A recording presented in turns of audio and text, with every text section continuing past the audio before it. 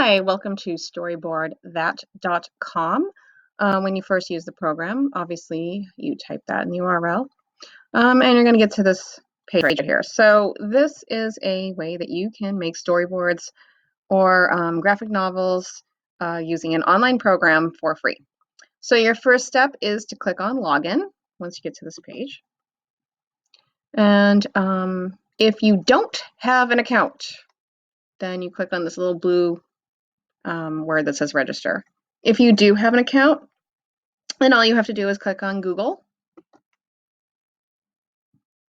and that's going to bring you to your MoneyTech account, and it's going to bring up all of your storyboards that you have, if you have any. So just so you know, you can only create 3 free storyboards in a week.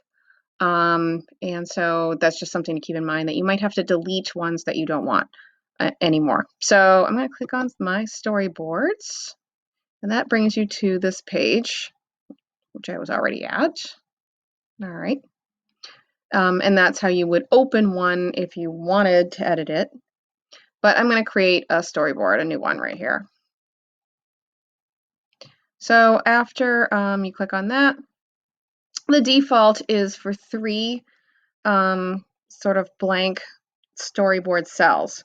To add cells, you're going to click on Add/Delete Cells. The maximum you can do with a free account is a 3x2. I'm going to do that and update. Now, another thing that you can do is create titles on the top or descriptions on the bottom. And how you do that is you click on Layout right down the bottom. And here you can have title and cell, cell and description, or title, cell, and description. So depending on what you want to do in your storyboard, that'll determine what you want to do here. So I'm going to click on cell and description. So that gives me a chance to have something going on here and then explain what's going on down here. All right, so first thing we're going to do is give ourselves a background. So up here, you're going to see that scenes is the default, and all of these different categories will show you different types of homes. So I'm going to click on country and rustic just to show you. So it's sort of like your American farmland type of thing, and I'm going to put it down there. All right, so if you want to edit the scene, say that you wanted this to look more like, I don't know, a different kind of grass or time of day. You can make it look rainy. You can make it clear skies. You can make it look like the nighttime. That's kind of cool. I'm going to click on daytime and update. And then you can change the sky to different colors if you want it more kind of a gray color or a darker color. You can do that. Okay. So the next thing that you're going to do is you can choose your characters. So you're going to see kind of like they've got like a blank kind of hair and skin tone, so you can change that if you want to. I'm going to, let's see, click on cultural. Cultural is interesting because you can choose people kind of like with different cultural outfits if you want. So you can do that. You can choose, let's see. I'm going to pick this person. And then just put them down. So right here is where you can choose like their hair, skin, eyes, change their vest color. I'm going to change the hair color to a darker color, skin tone to a darker color, and you can edit the pose. So in here I can have her crying or shocked. You can change the arms and have her be angry, more shocked and angry. You can have her walking. This is kind of important. You can do a side view, so it looks like she's angry and talking. So we'll choose that.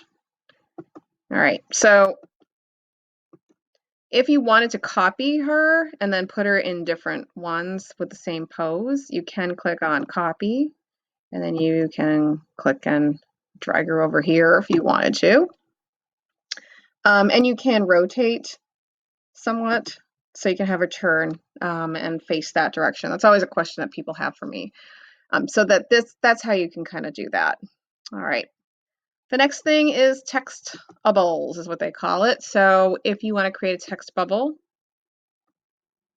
you can put it in here, and then you click once into edit, and you can start typing.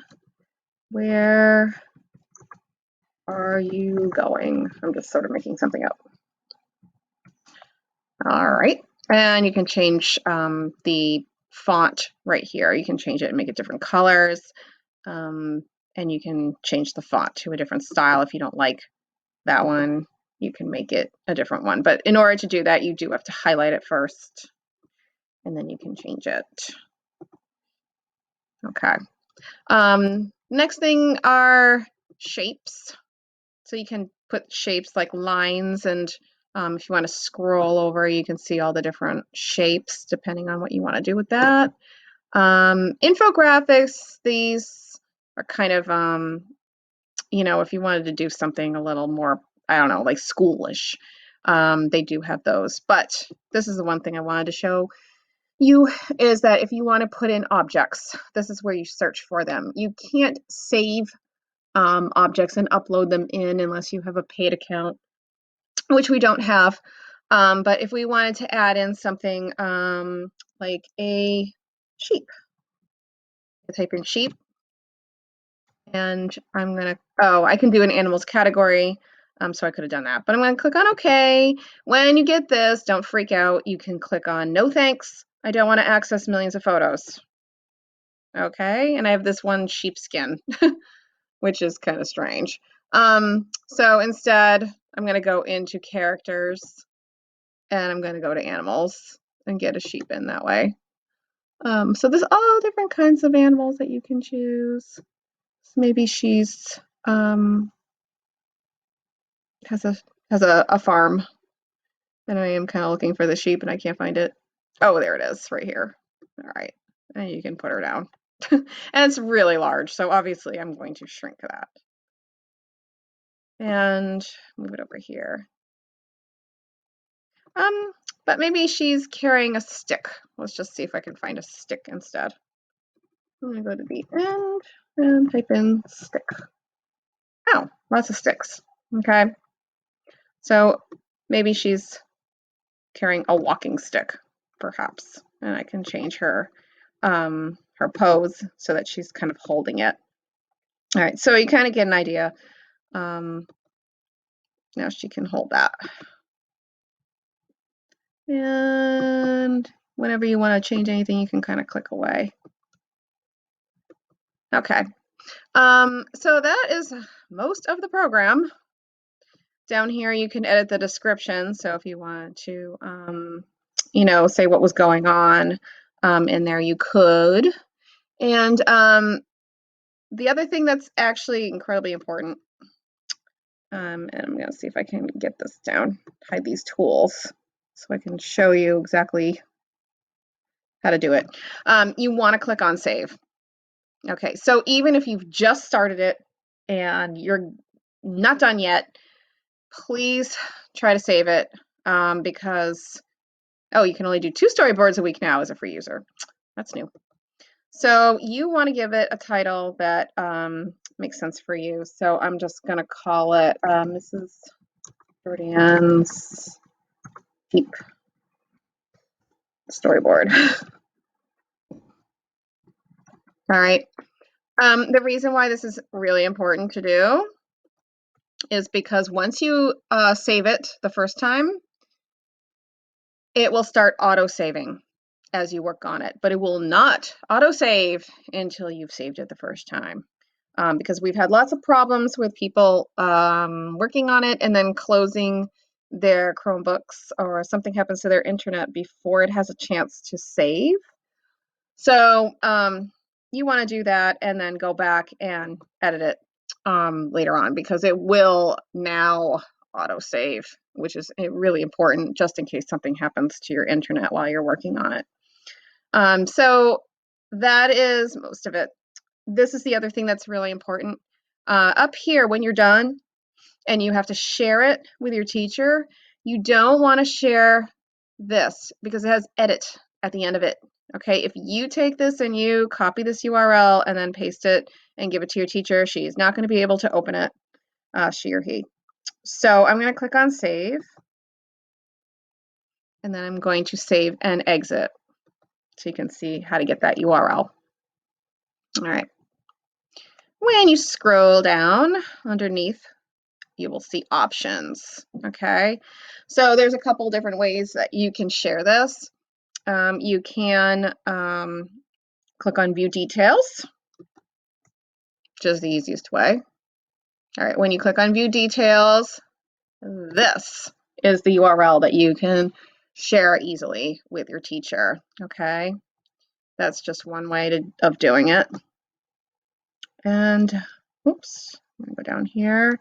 You can also download it if you wanted to do that. If you download it, you can download it as a PDF, and then you can upload that to your teacher's learning management system, be it Schoology or Classroom. So that's most of it. If you have any problems whatsoever, please send me an email and I will help you out. And that is it.